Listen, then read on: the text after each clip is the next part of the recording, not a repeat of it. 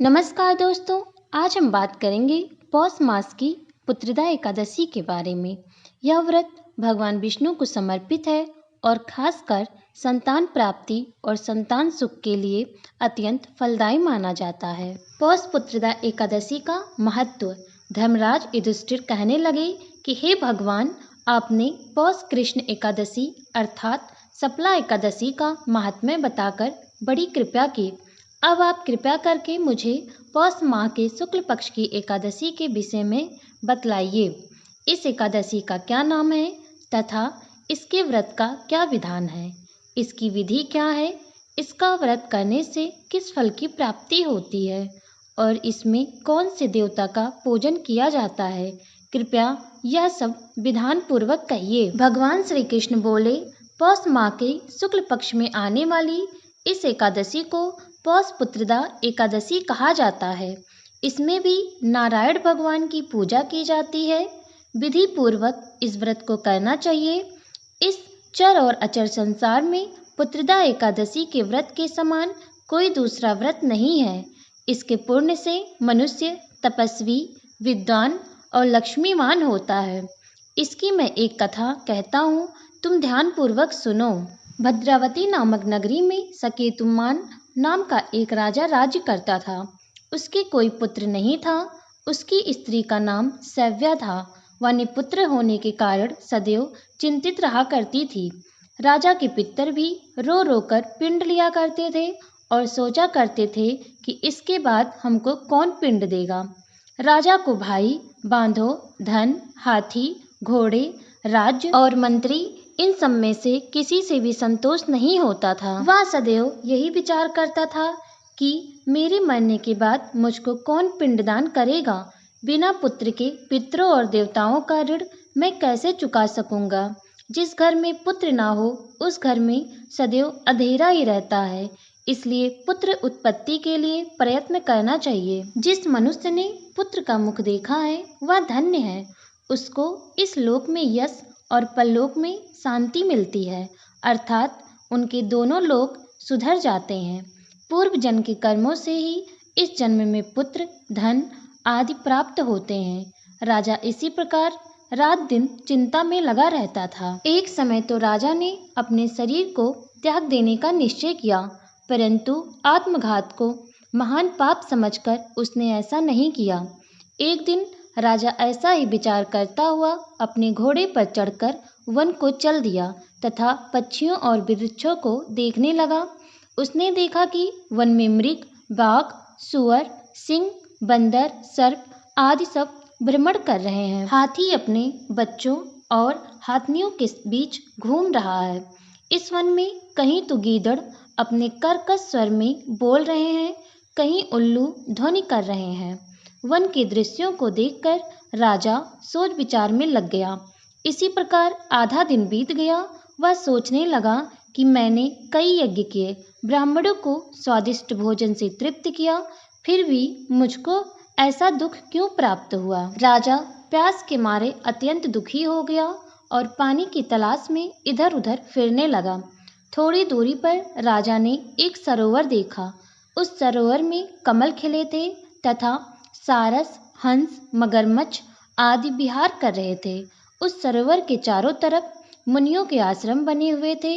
उसी समय राजा के दाहिने अंग फड़कने लगे। राजा शुभ शकुन समझकर घोड़े से उतरकर मुनियों को दंडवत प्रणाम करके बैठ गया। राजा को देखकर मुनियों ने कहा, हे राजन, हम तुमसे अत्यंत प्रसन्न हैं। तुम्हारी क्या इच्छा है, सो कहो। राजा ने पूछा, महाराज, आप कौन हैं और आप किस लिए यहाँ आए हैं, कृपया करके बतलाइए। मुनि कहने लगे कि हे राजन, आज संतान देने वाली पुत्रदा एकादशी है। हम लोग विश्वदेव हैं और इस सरोवर में स्नान करने के लिए आए हैं। यह सुनकर राजा कहने लगा कि हे महाराज, मेरे भी कोई संतान नहीं है। यदि आप मुझ पर प्रसन्न हैं तो मुझे एक पुत्र का वरदान दीजिए। मुनि बोले, हे राजन, आज पुत्रदा एकादशी है। आप अवश्य ही इसका व्रत करें। भगवान की कृपा से अवश्य ही आपके घर में पुत्र होगा। मुनि के वचनों को सुनकर राजा ने उसी दिन एकादशी का व्रत किया और द्वादशी को उसका पारण किया। इसके पश्चात मुनियों को प्रणाम करके महल में वापस आ गया। कुछ समय बीतने के बाद रानी ने गर्भ धारण किया और 9 महीने के पश्चात उनके एक पुत्र हुआ। वह राजकुमार अत्यंत शूरवीर, यशस्वी और प्रजापालक हुआ। श्री कृष्ण बोले, हे राजन, पुत्र की प्राप्ति के लिए पुत्रदा एकादशी का व्रत करना चाहिए। जो मनुष्य इस महात्म्य को पढ़ता या सुनता है उसे अंत में स्वर्ग की प्राप्ति होती है। हे जगतपाल श्री हरि विष्णु, आज पुत्रदा एकादशी के पावन व्रत में हमने आपकी महिमा की यह दिव्य कथा सुनी। यदि इस व्रत, पूजा या कथा में किसी भी प्रकार की त्रुटि हुई हो तो हे प्रभु, उसे क्षमा कर हमारे इस व्रत का पूर्ण फल प्रदान करें। श्री हरि विष्णु जी की आरती। ओम जय जगदीश हरे, स्वामी जय जगदीश हरे। भक्त जनों के संकट क्षण में दूर करें।